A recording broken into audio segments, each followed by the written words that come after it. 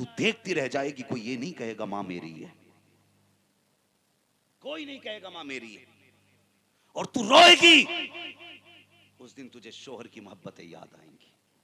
उस दिन सोचेगी कि मेरे सुकून के लिए वो गर्मियों में मजदूरी करता रहा, मेरे सुख के लिए उसने सर्दी गर्मी का ख्याल नहीं किया, वो अपने आप को आग के आगे तपाता रहा ताकि बेटी मेरी बीवी इज्जत के लुकमे घर में खाती रहे।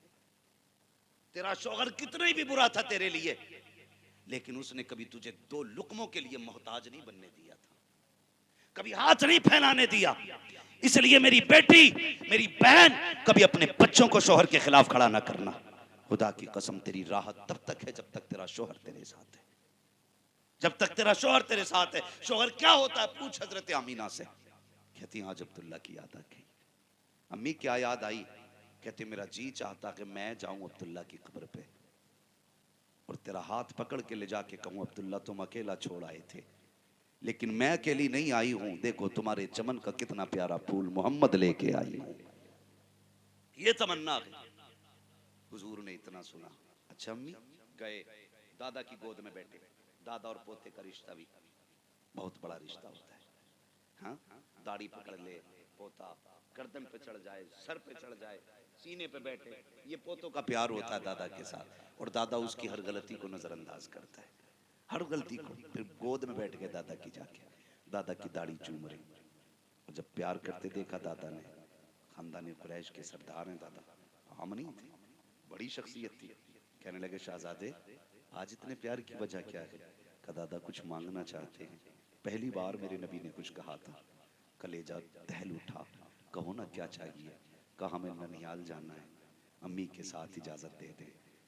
अगली बात नहीं कही थी कुछ भी, फौरन उठे, अम्मे अमन को बुलाया और हजरत आमीना और सरकार को काफिले के साथ हुजूर के ननिहाल यानी मदीना शरीफ भेज दी। वापसी में आते हुए हजरत अब्दुल्ला की कब्र पे हाजिरी हुई।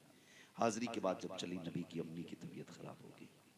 मैं बताना चाहता हूँ, तबीयत खराब हुई, सवारी पे बैठ नहीं सकती थी, उतर गई। काफिला जो था सूरज को छुपता देखा, कहने लगा जाने की इजाजत है या साथ चलें? जाती कैसे? तबीयत इतनी खराब थी कि सवारी पे बैठ नहीं सकती थी। हजरत आमीना ने कहा बेटा इनसे कह दो कि ये चले जाएं।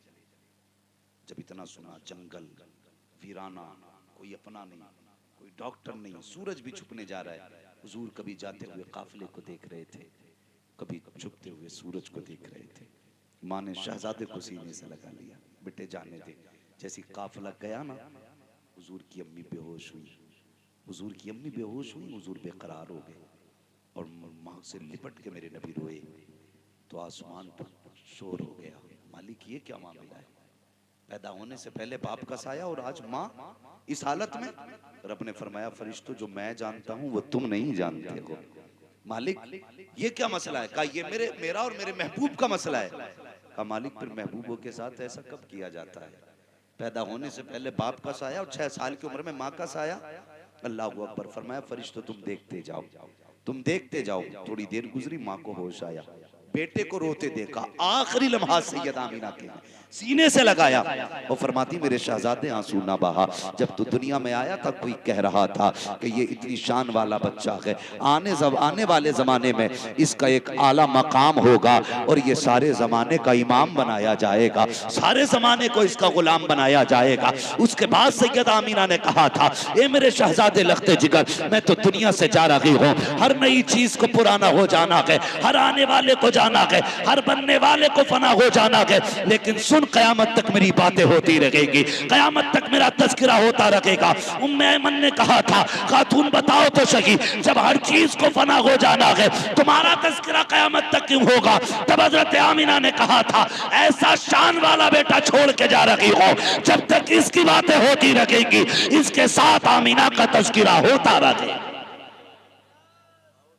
इसके साथ आमीना का तज़किरा होता रहेगा। ये कहते कहते फिर सांसों के बंधन टूट गए। वो जो माला थी सांसों की टूटी और सांसें मोती बन के बिखर गई और सैयदा आमीना हमेशा के लिए खामोश हो गई।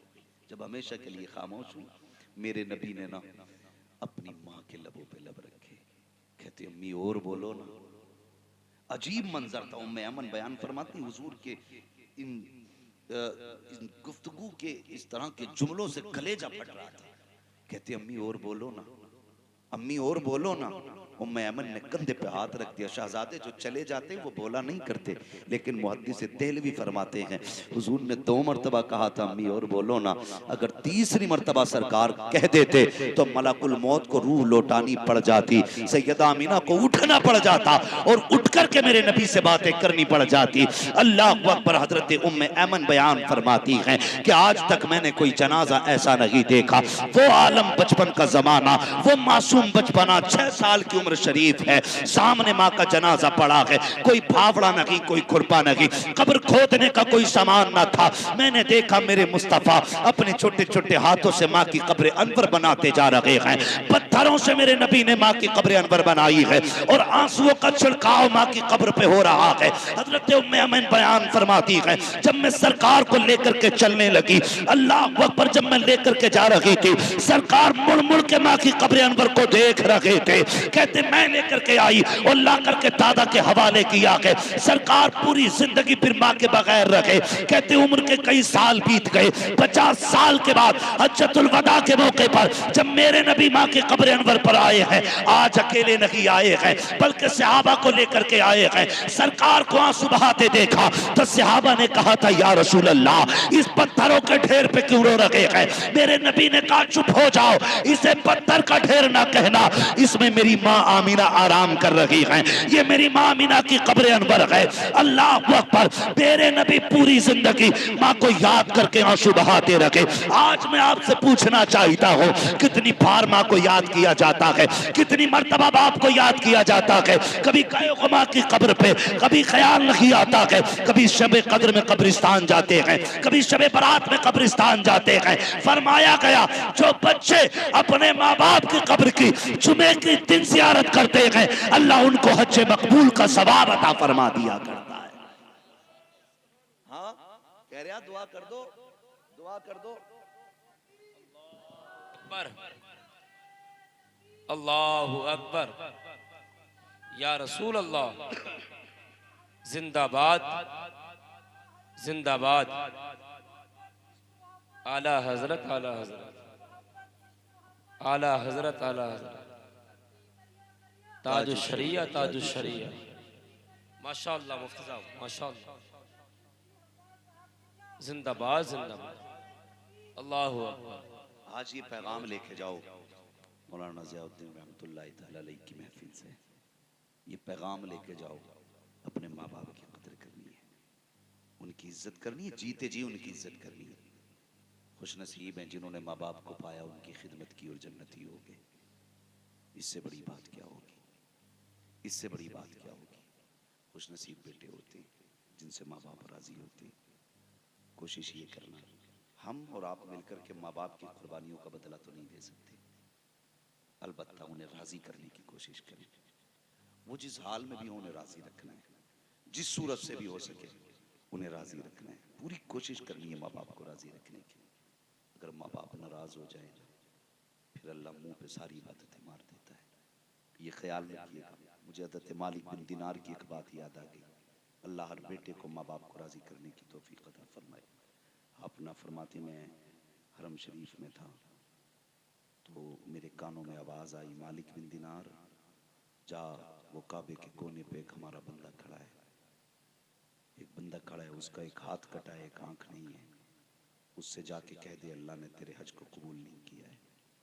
गए, जाके देखा तो वो कह रहा था लब्बैक अल्लाहुम्मा लब्बैक। आप जाके कहते जा, रब ने हुक्म दे दिया है, तेरा हज कबूल नहीं है। वो घुटनों के बल जमीन पे गिर गया, रो के कहता मालिक 7 साल हो गए तेरे घर आते आते, वो कौन सा दिन होगा जब तू मेरी हाजिरी कबूल करेगा। जब 7 साल की बात सुनी ना तो हजरत मालिक बिन दिनार के कान खड़े हो गए। कहने लगे क्या कह रहा है? कहा हजरत 7 साल हो गए, हर साल हज करता हूँ, फिर आखिर में किसी के जरिए खबर आ जाती है मेरा हज कबूल नहीं। आप कहने लगे फिर बताना यार कौन सा गुनाह किया है? कहने लगा बस माँ नाराज है, माँ नाराज है। फरमाने लगे कि माँ को राजी क्यों नहीं कर लेता? उसने रो के कहा मैं वो बदनसीब हूँ, इधर आता हूँ तो रब राजी नहीं होता, घर जाता हूँ तो माँ राजी नहीं होती है। कहने लगे अच्छा चल यार फिर मुझे ले चल, मैं तेरी माँ से चल के बात करूँ। हजरत मालिक बिन दिनार उसके घर के दरवाजे पे गए। उसने कहा मुझे, मैं क्या करूंगा जाकर के, मेरी माँ मुझसे बात करना नहीं चाहती। कहा चलना, मैं करूंगा बात। आ गए, दरवाजा बजा, नारे तकबीर, नारे रिसालत, नारे तकबीर, नारे रिसालत, मजहबे इस्लाम, मसलके आला हजरा, फैजाने आला हुजूर कारी हामिद अली साहिब क़िबला।